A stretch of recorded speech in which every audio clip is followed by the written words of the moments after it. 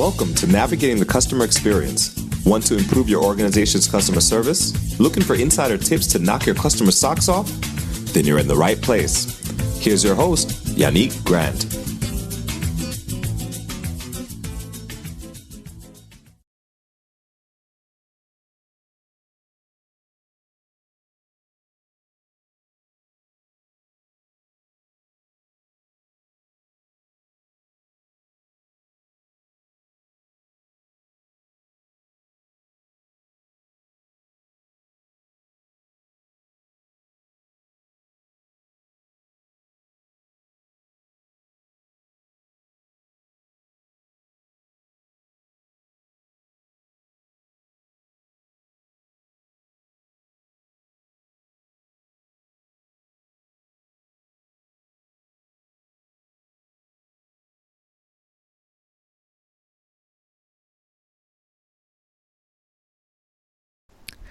Welcome to Navigating the Customer Experience. On today's episode, we have with us Asa Leveaux. Asa is fiercely committed to guiding entrepreneurs to achieve result-based transformations. He activates the genius in their minds and in their money. He also trains them to know that they are the answer to someone's prayers so they can possess an existence that is saturated in apossibilities. I love it. If you are looking for a proven expert who can guide you to address what is blocking you from your true success, to locate where your genius can best be nurtured, and how to reside out of the box, you have met the right person. Mr. Leveaux has over a decade of organizational experience working with amazing clients, customers, employees, and decision makers while guiding them to achieve remarkable success. His mission and commitments are to take you from your level of bull and give you the tools and resources that will support you on your journey to blissful success. So without further delay, I'm going to give Mr. Leveaux the opportunity to give us some information on who he is and what he's all about. Welcome, Asa. Hello, and thank you for having me on. Awesome. So before we get into the interview questions around customer experience, we always give our guests the opportunity to share their journey with us. Give us about a 2 to 3 minute information about who you are and, your journey, what you've gone through to where you are today. Okay, that works. And thank you for the time as well. So again, my name is Asa Leveaux. I am the founder of Genius Academy, and I created the Genius Prescription System, which is a 7-step system for aspiring entrepreneurs to make their first $10,000 in business. That is what I do. That's what I love to do. That is how I make a living. And though I was very, I love the fact that you read things about me, things, of the Genius Academy, being the Chief Strategy and Revenue Officer of the Leveaux Group, a best-selling author.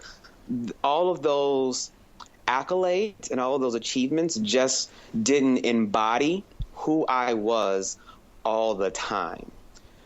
Because there was a time that none of those things existed. What did exist was a level of frustration with myself, a level of frustration with no one allowing my cash register to ring as I became an entrepreneur, frustration with my family of not giving me the support that I thought I needed from them, even down to the frustration of not being able to provide for my little boy, who I call my son, my S-U-N and my S-O-N. And one day that looked like, even though I was on state assistance for food, I still allowed, because I'm the parent, I allowed for him to go to school to second grade without a lunch.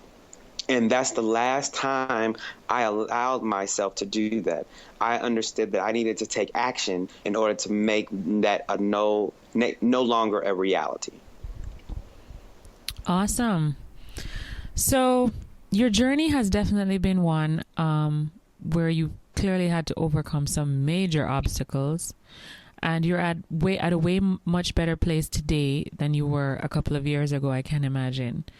Can you share with us some of the founding principles that helped you to be successful? Some of the founding principles for me, what I've seen success in, number one, understanding that your passion is your problem. What I mean by that, to be more clear, is that we all have a passion. It may be a nonprofit which helps battered women. It may be to make sure that children can read in our communities. It may be that we love to make clothes and we love fashion, and that's our passion. Or even that fixing cars is something that we just know that we were born to do. But whatever that passion may be for you, realizing that no one else in the world was given the passion that you have, the way you have it. So because of that, don't insist that support from friends or family should be as high as yours, because it's not their passion. It's your passion. Don't create this contract, this unreal contract between them, as though they need to support you in a way that you support yourself, because they have their own passions to work with. So that right there has been the biggest step for me. Wow. And we do have a lot of persons out there who believe that their family members do represent a strong part of their support system. So it's so important that we, as you said, we focus on the fact that it's our passion and we're not depending on anyone else to be as overly excited as we are, because clearly they have other things that are of greater interest to them, even our own kids, and I think that's why there's a lot of people who have businesses and they expect their kids to come and take their business over, but that's not their kids' passion. Right. So yes, I'm definitely a product of that. My father, he's really laid the path for being an entrepreneur. He's been a business owner for the past 48 or 49 years. He's 84 and he still works. And none of his kids are interested in taking his business over. And again, as you said, it boils down to his passion is that business. It's his baby. He grew it from, in infancy until, it's mature now. But he's not willing to let go of a lot of the reins, but that doesn't mean that because he loves it so much that the children you bring into the world are going to share the same, commitment and dedication and love and passion towards it as you do. Exactly. I'm so glad you get that. Okay, so tell me, this program is about navigating the customer experience. How do you feel as a customer, in your everyday activities? In my everyday activities as a customer, for myself, I have come to a point in my life that I don't create expectations for people. So when I enter a store or an atmosphere in which I'm about to make a transaction, I do my best to actually enter that space, not expecting anything. I don't expect anyone to be nice to me. I really don't. But that's an internal work that I had to do as Asa being Asa. Now, if I am the person that is over that transactional environment, that retail store or what have you, then yes, I am creating an expectation for those individuals that are providing customer service on my behalf to do these necessary things, and making sure that those expectations are written down and are clear. Mm-hmm. So as a customer that is doing my best to be mindful and conscious and loving of other people where they are, that's how I operate. But as far as a business person that may have individuals responsible for customer service in my organization, that expectation looks like PWS, priority of work statements, and SOPs, as in you will treat the customer this way, and being very specific about that to ensure that the customer experience is a good one. Mm-hmm. Okay. So you work with a lot of businesses to achieve their first $10,000, right? Yes. What are some of the things that you help them to focus on to ensure that they can make even more than 10,000 after they've made the first 10,000? And not just from an operational point of view, but I imagine they're earning this 10,000 from some customer or customers, right? Exactly. You're right. What do you tell them to focus on? What are the key things that they need to be doing differently than everybody else in the industry and market that they're in?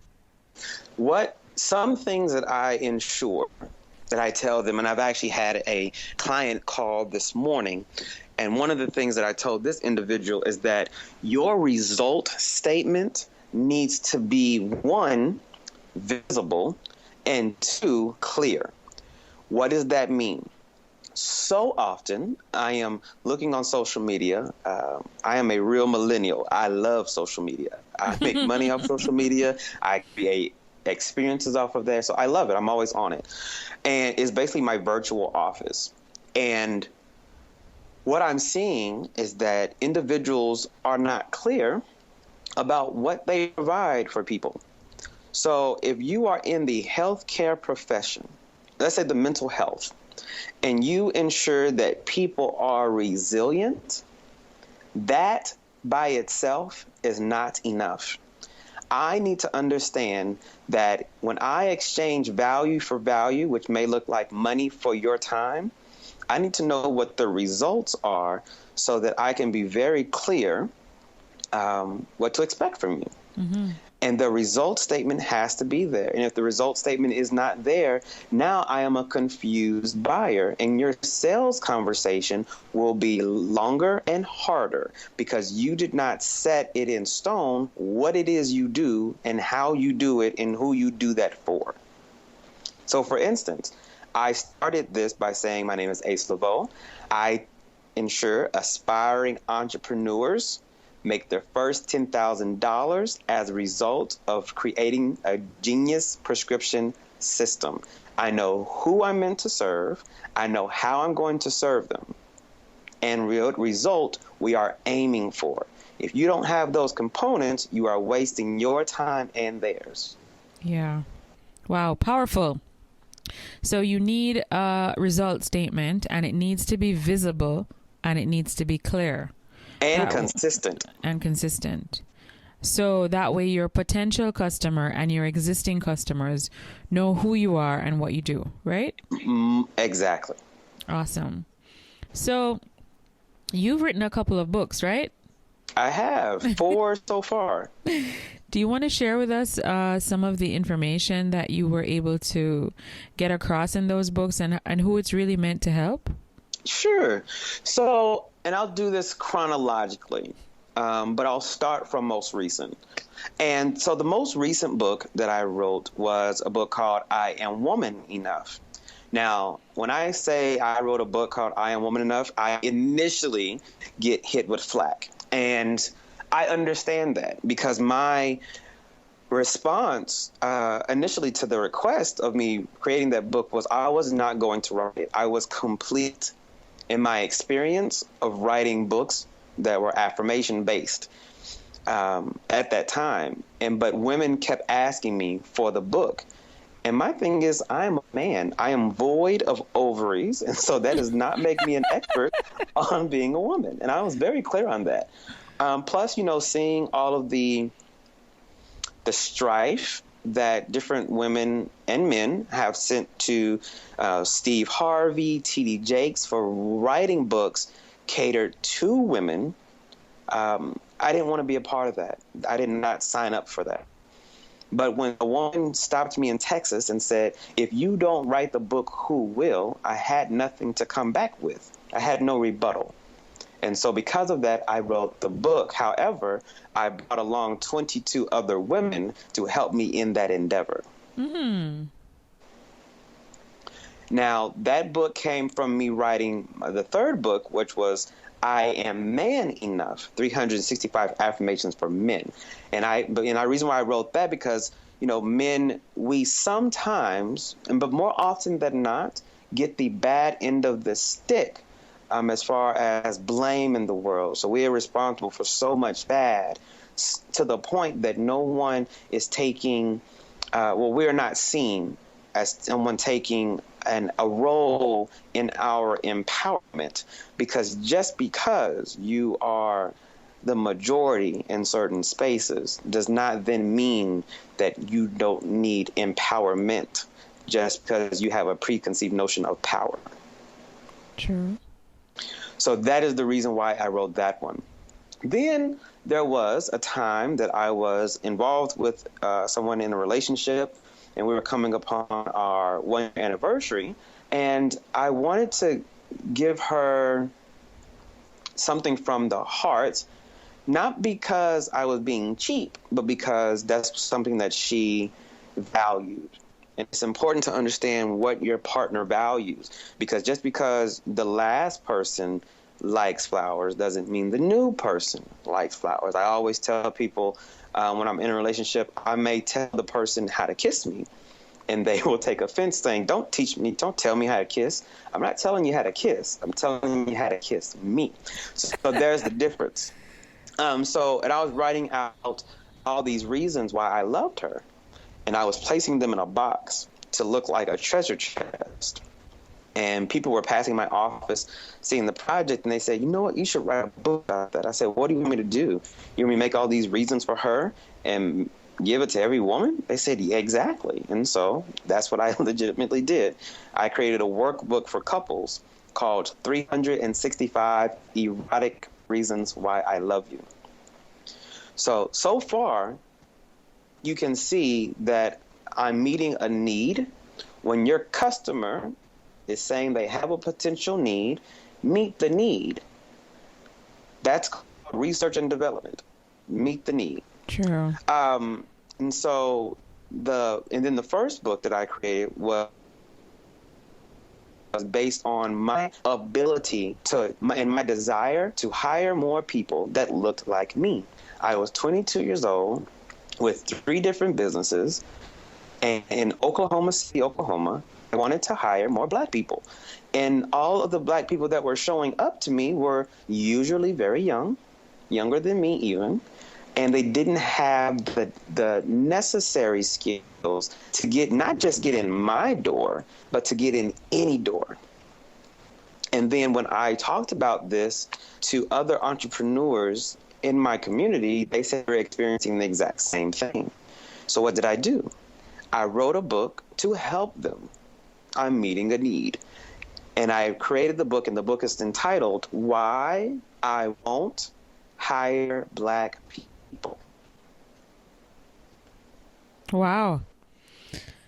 So can you, I can understand the titles of the previous 3 that you explained. Could you explain to us why you named it that title, since it's a book to help people? Because it does have a negative connotation. Yes, so true. So when you are writing books, it is important to research your genre of book. And so I understood I was very specific. I was going for African Americans in the workplace. And I started looking at books that were already doing that. And I was reading books like Black Faces in White Places, or What It's Like to Be Me, or To Be Black in Corporate America. And though these books were sufficient in their content, no one was talking about them. No one was reading them as far as the young,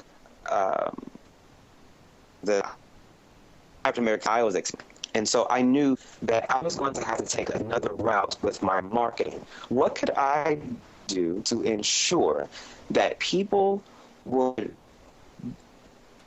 create an emotion in people that would allow them to take action? And in my experience, the real 2 emotions that are sexual and anger. When you are angry about a book, or the content of it or even the person who wrote it, people tend to take more action by obtaining more evidence of why they hate the person or why they hate the book. Which is why I created it. Another thing that I wanted to show them subconsciously is that a lot of times I'm hit with, I shouldn't be judged by what I look like if I'm trying to be hired as a Black person. And I say, you know what, that's right. However, you are judging my book by its cover by not wanting you to be judged by yours.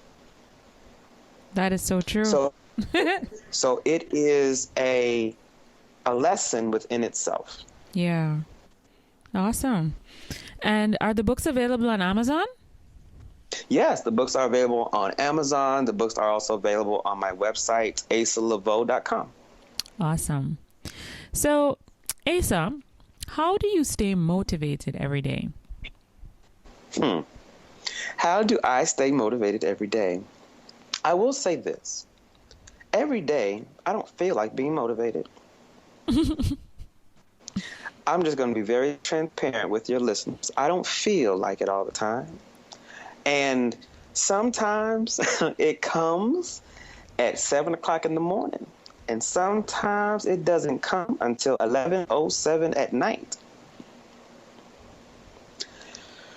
And even with entrepreneurs, and entrepreneurs can get this, sometimes we don't answer the phone until noon because we haven't got the motivation yet. Sometimes we've quit the business 3 times before noon because things become difficult or we don't see a way out. But in those moments and in those days that I do have a hold on motivation, how that comes is me caring about the individuals that are waiting for me to show up. I know that I was called for people that are choking on frustration. And if I am too concerned about what's happening or not happening with myself rather than what they're going through, I will remain unmotivated. Mm-hmm. Okay.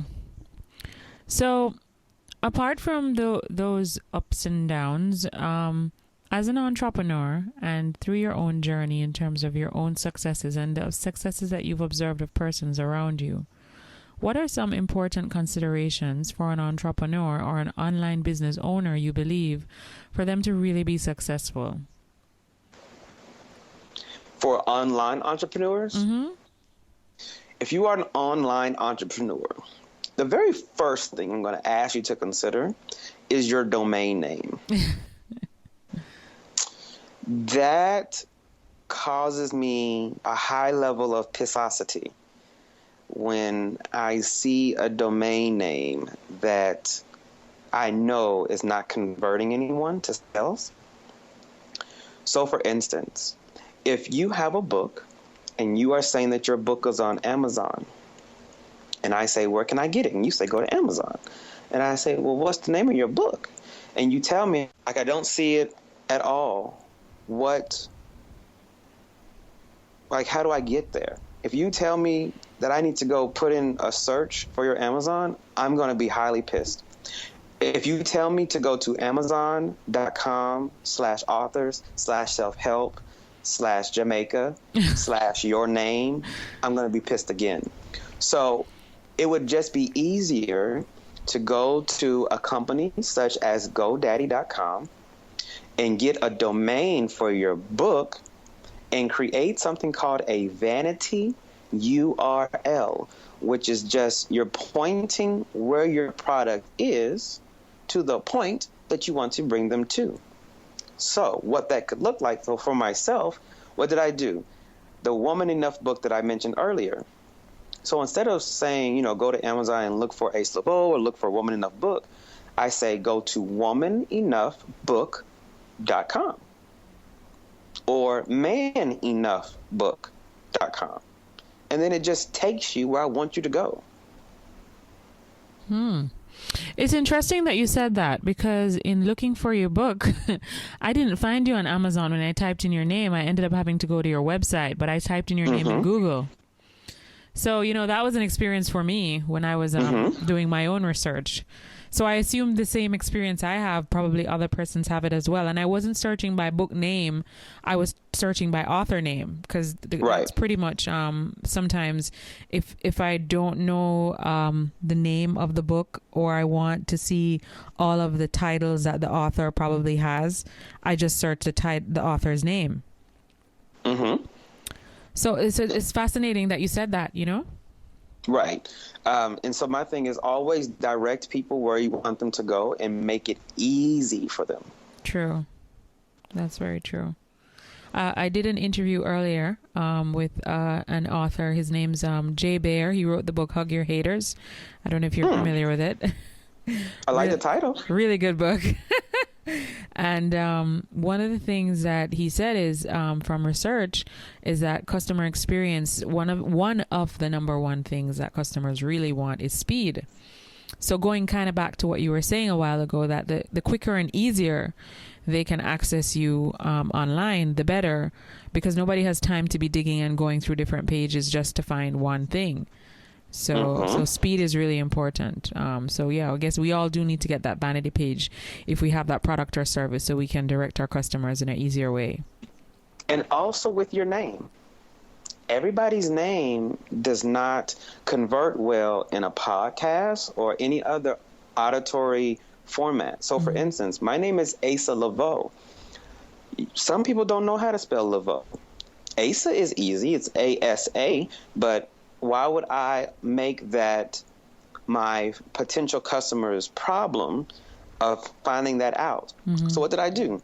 Even though I have www.asaleveaux.com, I also have a www.lifewithasa.com. To make it easier. Right. So rarely do I ever say go to asaleveaux.com on auditory formats, but I'll say them on a written. But when it's time to actually say it out loud, I will usually say go to lifewithasa.com. Right. And they all point right back to the same website, right? asaleveaux.com. Exactly. Yep. Yeah, that makes sense. Awesome. Okay. So we spoke about some advice that considerations that you'd have given an online business owner. As an online business owner yourself, what is the one online resource, tool, website, or app that you cannot live without in your business?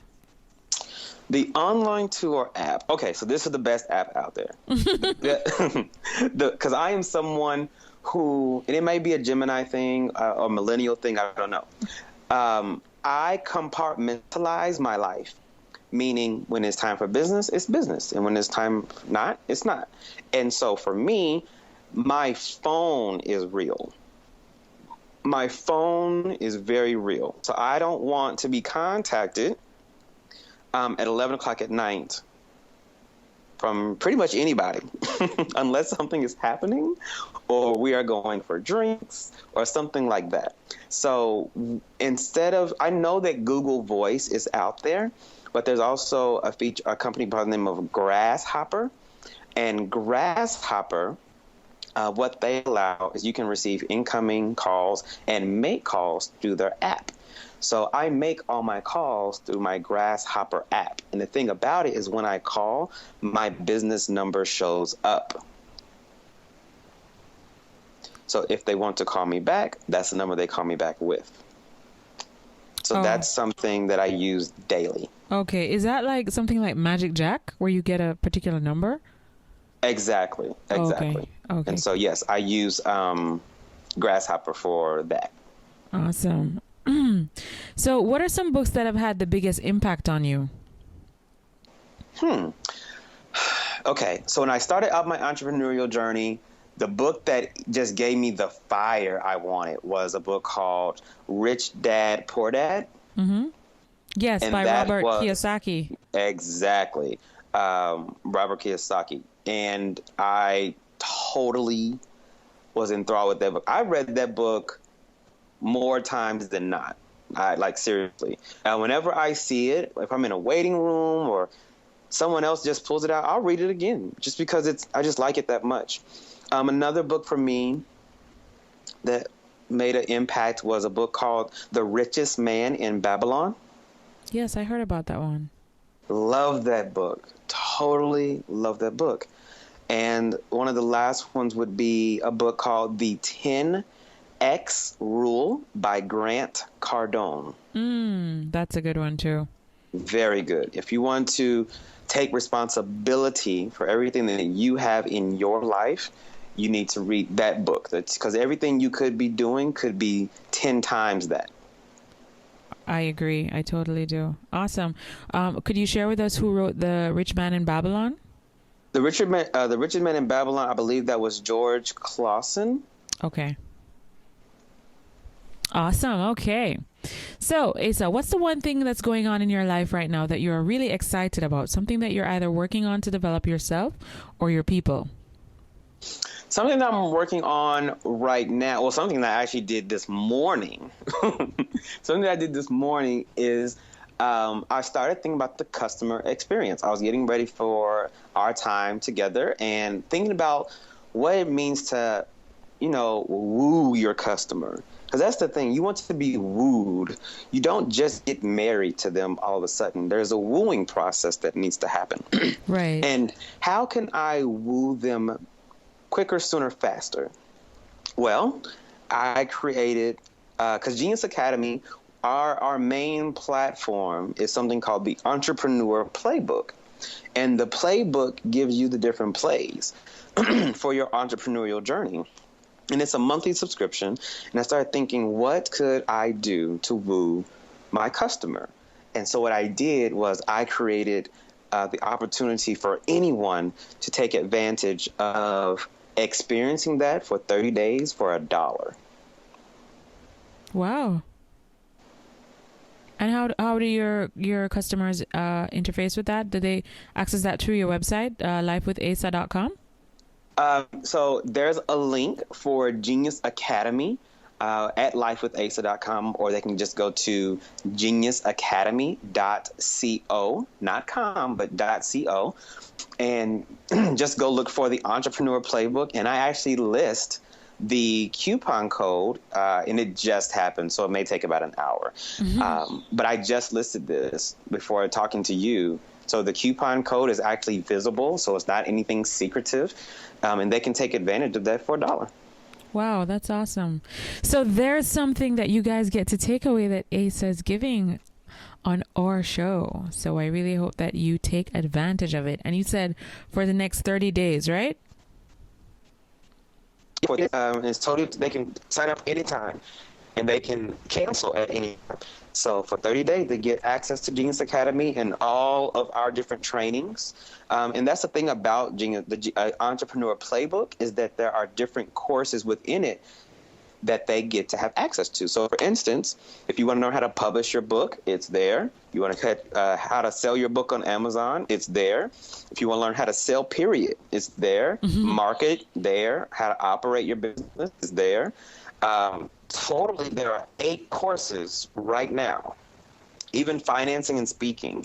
There are 8 courses that you get in the playbook, and you have access to all of them. Very cool. Very cool. So we have a lot of listeners out there, Asa, who are business owners and managers who feel they have great products and services, but they lack the constantly motivated human capital. If you were sitting across the table from that person, what's the one piece of advice that you would give them to have a successful business, specifically as it relates to constantly motivated human capital? My thing about motivated capital, and I think, are you referring to having the people who work for you, having them motivated? Correct. So human capital. Okay, got it. So for me, it's twofold. Number one, if I have people that were working for me, I'm going to ensure that one of my KPIs, my key performance indicators, is that they show up motivated. Because guess what? I may be out. I may be putting out a fire, figuratively or literally. And I don't have the capacity in that moment to motivate the person that is handling my customers. However, when they get hired on, they will sign the agreement that these are your key performance indicators. And if you do not show up well in these specific ways that are measurable and quantifiable, meaning that you have positive customer comment cards and that you can resolve or de-escalate issues, then you will no longer be an asset here. Okay. So ensuring that if motivation is embedded within the things that are measured to keep someone on the team. Mm-hmm. The next thing, of course, is from a leadership point of view. Because as a leader, you are responsible for everything that does and does not happen in that business. So because of that, it's important to just let people know that you care about them. Not necessarily the customer, but the person that is caring for the customer, because that's the issue that a lot of people don't get. When you are the manager or even the business owner and you keep saying the customer's always right, the customer is this, the customer is this, what you are then saying is that you have no value as the employee. True. So I changed that. And Richard Branson, I learned this from him. He doesn't say the customer's always right. He says, I value my employees, who are then, because they feel valued, can now give value. True.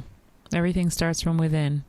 Exactly. So if you have a workforce that is happy, they can then give that happiness to someone else. But if they are depleted, they have nothing to give. True. Wow, powerful words from Asa Leveaux. So, Asa, can you tell our listeners where they can find you online? I know we spoke about Life with Asa, but are you on you're a millennial. Which social media platforms are you on? Twitter, Facebook, LinkedIn, Snapchat, Periscope, Instagram? So if you do want to follow me individually, so yes, you can go to lifewithasa.com, and that's ASA, so LIFEWITHASA.com, and I have the links to Instagram, Twitter, and Facebook on that website. Now, if you want to find me on all the other platforms like Pinterest, like LinkedIn, then you can just spell out my entire name, and that's ASALEV as in Victor, EAUX as in X-ray, and you can search that and I will come up. I am the only Asa Leveaux out there, literally. How nice it is to have such a unique name. Mm-hmm. Yeah, that's awesome. Okay. Now, before we normally wrap the interview up, we always like to ask our guests what's a quote or saying that kind of helps to motivate them when they face an obstacle or a challenge, either in their personal or their professional life. Do you have one of those? A quote that helps me. A quote that would help me would be, okay, so I am paraphrasing this quote. No problem. But Albert Einstein said that if you can't explain it to a 6-year-old, you don't know what you're doing, or not, you don't know what you're talking about. So I use that to ensure that I am clear whenever I am talking. So I understand how, your ego can be wrapped into using words when you're talking about the problems of life, and instead of talking about the problems of life, you could talk about the vicissitudes of life. But I'd rather not go that route, because my main goal is not for anyone to see the intelligence, but I'd rather you understand so you can spend the money. Mm-hmm.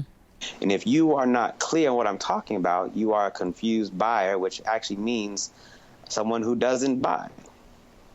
True. So if I cannot explain it to a 6-year-old, and that's with anything, my business plan, how I'm going to talk to my customers, how I am pitching a new product or service, if they don't get it, if a 6-year-old does not get it, then I need to go back to the drawing board and start over. I used my son, who I call my SON and my SUN. I used him for a while, but he is now 10, so he does not count. So, of course, they have nieces and nephews, and so I can ask them if it makes sense. And if they can tell it to you as far as what it is you do, then you're clear now. Cool. All right. So great quote. Definitely something that our listeners can follow. Asa, it was such a pleasure having you on our show today. I learned so much from you. And, you know, it just reinforces to me that starting this podcast and continuing on my journey and my love for customer experience is definitely something that I was destined to do. And I think it crosses all platforms of life, because I don't believe customer service is just a business tool. I think it's a lifestyle, and it's who you are in all aspects of your life, regardless of what situation you are put in. I agree. So having you on was amazing. I hope that our guests will definitely reach out to you and take advantage of the opportunities that you've presented us with at your Genius Academy, and also, you know, visit Amazon or your website to engage in the content that you've taken so much time to put together so that they can read, whether it's on a personal level or on a business level as it relates to what you've written about. But I am truly grateful for you taking the time to sit here with us today. Thank you so much for having me on, and I really appreciate this time as well.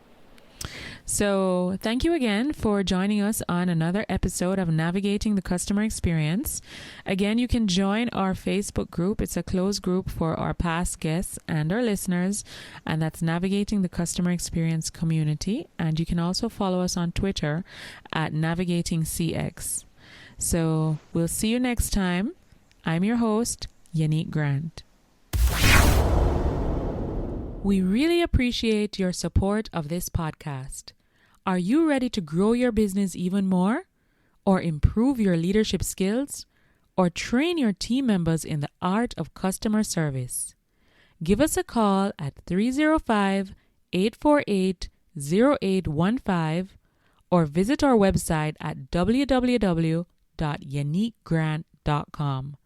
That's YANIQUEGRANT.com.